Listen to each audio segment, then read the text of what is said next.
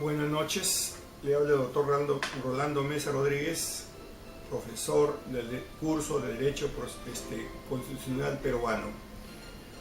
Hablaremos un poco hoy día de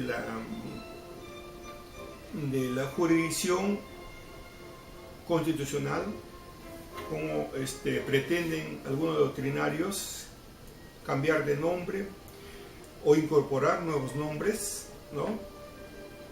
Pero iremos a ese debate doctrinario, cómo aparecen los debates doctrinarios, cómo respecto a la justicia de revisión, ¿no? Que es la judicial review, como se menciona en el derecho anglosajón. Se entiende que es una especie de control difuso, ¿no? Y cuando hablamos de control difuso es identificar correctamente cuál es la aplicación de la Constitución, cómo se debe interpretar la Constitución, las normas, la aplicabilidad de las normas, el contenido de la Constitución, cuando hay alguna institución o instituciones que no identifican correctamente el contenido de la Constitución y la forma en que pueden ejercer ellos funciones. Si es que inaplican en forma incorrecta, estarían transgrediendo pues ciertos derechos de muchas personas o muchos ciudadanos. En los países anglosajones no hay una particularidad que genere interés. ¿Por qué? Porque estos países, teniendo en cuenta su base, no es en sí el derecho constitucional en sí completo. Estos están regidos más que todo por el derecho consuetudinario, el derecho a la costumbre. Y ese derecho a la costumbre para ellos es básico, lo traen de hace siglos. Por eso Inglaterra, Israel, la India, parte también de Italia, tienen algunas costumbres que lo vienen trayendo desde hace más de siglos, muchos siglos, y que para ellos entonces no hay esa discusión de una revisión de la justicia constitucional. Pero la problemática viene para nosotros, ¿no? Sí, porque nosotros tenemos otro tipo de aplicabilidad, estamos sometidos a otra normatividad. Es el derecho positivo. Y este derecho positivo está estipulado, pues está prescrito en una constitución. Y todos los países, mayormente que no son del derecho anglosajón, siempre están regidos por una norma fundamental que se llama Constitución. Y es allí, en esa Constitución, en su aplicabilidad o en su interpretación, es donde surgen problemas. Y para cambiar o ver o revisar esos problemas, entonces le llamamos la revisión judicial. Por eso es que ahí donde surge pues esas teorías, esas doctrinas, esas problemáticas dentro del campo de derecho constitucional, que ya toman Sieyes, Jelinek, tuvieron publicaciones ya en el siglo XIX. Se dio en esta Europa de este siglo XIX, como hemos mencionado, pero decían que ya las leyes deberían ser controladas o deberían ser clarificadas para su correcta aplicación. Oiga, pero ¿a quién se le ocurría en aquel entonces, en el siglo XIX, querer corregir una ley o decir que esta ley es anticonstitucional, si casi la mayoría eran estados monárquicos? Era un poco difícil, ¿no? Pero ya las concesiones, las ideas ya estaban haciendo. Era inconcebible entonces decir en aquella época que había que mencionar que esa ley era anticonstitucional.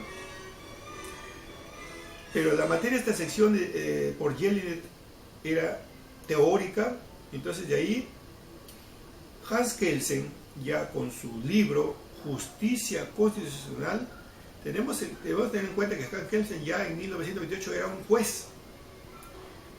Entonces él decía que era necesario la existencia de un control de la constitucionalidad.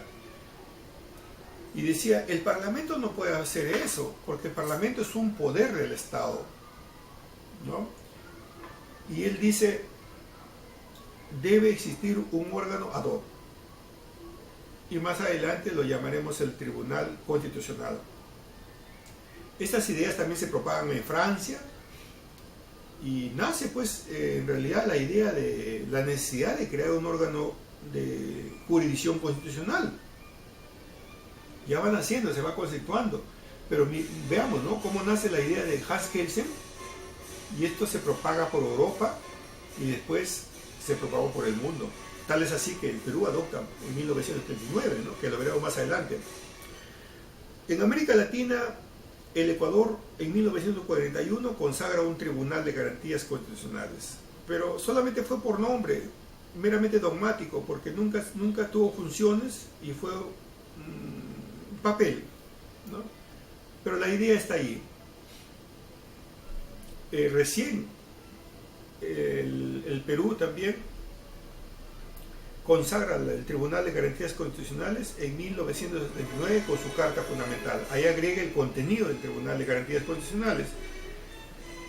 Pero el Ecuador también volvió a plenitud. ¿Cuándo funciona el Tribunal de Garantías Constitucionales, que lo adopta en 1945? Recién en su Carta de 1998. ¿Cuántos años pasaron para que realmente exista un verdadero tribunal? Casi más de 40 años. Bolivia también introduce el Tribunal Constitucional en la reforma del 94, en su carta vigente del 67, pero recién lo aplica en 1998, ¿no? Entonces el tribunal ha ido introduciéndose en diferentes países de Latinoamérica, pero siempre con las ideas doctrinarias de los europeos y trayendo el modelo de Hans Kelsen, kelseniano. Entonces diríamos, ¿esto es una verdadera disciplina? La jurisdicción constitucional. Ahora la nueva disciplina llamada la justicia constitucional deriva de las ideas doctrinarias de los años 20 en Europa y luego aparece en Latinoamérica. Sin embargo, a lo largo de los debates que han existido por los grandes pensadores, que si dan jurisdicción o justicia constitucional, que al final viene a ser lo mismo, aunque el maestro Fixamudio dice que para él existen diferencias valorativas y hasta técnicas entre estas. Y a él le interesan las diferencias técnicas, dice, cuando el mismo maestro ya citado manifiesta que la existencia de la justicia constitucional es la que resuelve los problemas constitucionales. O sea, la justicia constitucional resuelve los problemas constitucionales. Es como decir, la justicia civil o la justicia ordinaria es la que resuelve los problemas de los que acuden a ver sus procesos judiciales. Y la jurisdicción constitucional viene a ser el órgano calificado y especial para resolver estos fines. ¿Quién es el Tribunal de Garantías Constitucionales? ¿Y cómo se parecería la justicia ordinaria o la justicia jurisdiccional ordinaria? Se parecería al Poder Judicial. O sea, ¿cuál es el órgano que resuelve los problemas de las partes cuando en un litigio, en un proceso judicial? El Poder Judicial. ¿Y mediante qué? Mediante la justicia ordinaria. En el campo constitucional, ¿cuál es el órgano de resolver los problemas constitucionales? El Tribunal de Garantías Constitucionales. ¿Y cuál es la justicia constitucional? Es las acciones que van las partes a buscar justicia constitucional en busca de derechos, que se cumplan sus derechos fundamentales. Entonces, como una medida de plantear estos conceptos, el maestro mexicano dice que la justicia en nuestro país es lo aplicado a un proceso constitucional. La justicia constitucional es el proceso constitucional para él, ¿no? Y que puede abocarse el propio Poder Judicial, en parte, como sucede acá. Por ejemplo, cuando se interpone una acción de habeas corpus, primero se interpone ante el Poder Judicial y culmina en el Tribunal de Garantías Constitucionales. Bien, pero la jurisdicción constitucional también se reserva la estructura, cambios, las funciones que debe tener un tribunal, y es así. Tiene que haber, pues, porque si no tampoco no se puede hacer un proceso así de por sí. Tiene que haber un procedimiento debidamente establecido, como sucede en el campo penal, en el campo civil, en el campo laboral, etc. Y es así que entonces aparecen diferentes doctrinas, pero dentro de ellas prevalece la de Fixa Murio, que es la más importante, donde dice justicia constitucional y jurisdicción constitucional. La justicia es las acciones y la jurisdicción es el ente, el que administra justicia constitucional, que es el tribunal.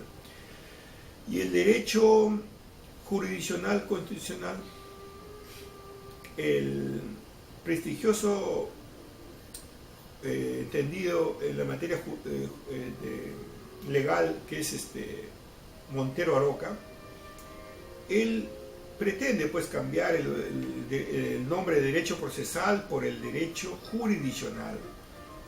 Para él sería lo correcto derecho jurisdiccional constitucional.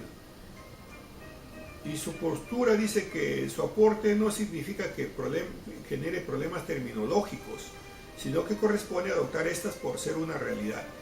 Bueno, para él el cambiar es importante de derecho procesal a derecho jurisdiccional. Y él fundamenta su tesis pues en que dice que primero, a lo largo de la historia, la práctica forense donde se enseñaba en los tribunales con las cátedras de derecho romano era formativo, pero en las afueras había que enseñarlo de otra manera. Segundo, el paso es el procedimiento donde ya se regula con los caminos procesales, es decir, cómo debe hacerse y actuarse ante el juez. Luego, la procesal que surge a mediados del siglo XX en Alemania, entonces desarrollada posteriormente en Italia, donde se crea pues una teoría explicando el proceso civil, extendiéndose al campo del derecho penal. Entonces ahí decimos que ha habido cambios, sí, pero los nombres han sido los mismos. Entonces eso ha contribuido pues a cambiar también el derecho. No, el derecho sigue siendo el mismo, porque en lo procesal, en los cambios ha habido manifestaciones cambiarias en el fondo, pero no en el nombre. El nombre no tiene que ver nada. Y el procesalismo científico también, durante su proceso de transformación, se ha ido ampliando, ha ido cambiando, pero también el derecho procesal ha ido modificándose, pero no en el nombre, sino ha ido en su contenido, en los cambios permanentes que han contribuido para que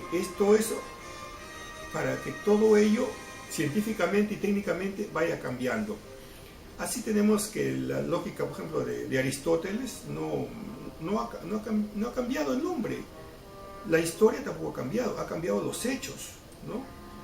Y en cuanto al derecho, el derecho también ha sufrido transformaciones, visionando a través del tiempo, y esas transformaciones que han cambiado han ido contribuyendo solamente a cambiar los hechos, la transformación, las partes, pero más no han cambiado en cuanto a los nombres. El nombre no influye en nada. Así tenemos las variantes en Latinoamérica, como Cuba introduce relevancias importantes en 1940 en su Carta Constitucional.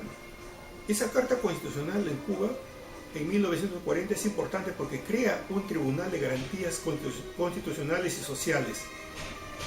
Pero esta trajo bastantes aplicaciones del derecho. Estas aplicaciones del derecho se importan de Europa, son doctrinarias, pero dura poco, solamente cae con el régimen de Batista. Y el régimen de Batista también contribuye posteriormente a cambiar los hechos, porque se vuelve un gobierno dictatorial. Posteriormente, este gobierno dictatorial también es derrocado por la revolución de Fidel Castro, y Fidel Castro también contribuye a cambiar, desaparece prácticamente las ideas constitucionales y crea un gobierno socialista. Pues bien, así tenemos también en Guatemala, se crea una corte constitucional. En nuestro país también se incorpora con la Constitución de 1979 el Tribunal de Garantías Constitucionales, y se perfecciona con la Constitución de 1993. Posteriormente, también en Ecuador, su experiencia se dice que fue en 1941, pero fue meramente dogmático. Sin embargo, recién se incorpora en el año de 1998 el verdadero tribunal y con autonomía. Bolivia crea su tribunal constitucional en el año 94, pero recién lo incorpora en 1998. La diferencia es que en Bolivia el tribunal está sujeto al Poder Judicial. En Colombia sí tenemos antecedentes anteriores, y es importante su corte constitucional en Colombia porque viene a ser un contrapeso, un freno para el cumplimiento de la Constitución en ese país. Y es que equilibra las ramas de los demás derechos, como el poder político, el comportamiento entre las esferas políticas. Y eso para el cumplimiento estricto de las normas constitucionales. Entonces esta corte es importante en Colombia. Este Tribunal Constitucional colombiano ejecuta una función importante en el desarrollo democrático de la nación y constituye una de las garantías importantes para el cumplimiento de los derechos fundamentales de las personas. Chile también crea su Tribunal Constitucional en 1970, pero fue desactivado en el 73 por el golpe de Estado de Salvador Pinochet. Posteriormente, la Constitución de 1980 lo incorpora nuevamente, aunque ahí el Tribunal Constitucional es tenue o leve y más que todo es de carácter preventivo y tiene una influencia francesa. Pues bien, por ahora hemos terminado y más adelante haremos otro tema de suma importancia para el derecho constitucional peruano. Muchas gracias.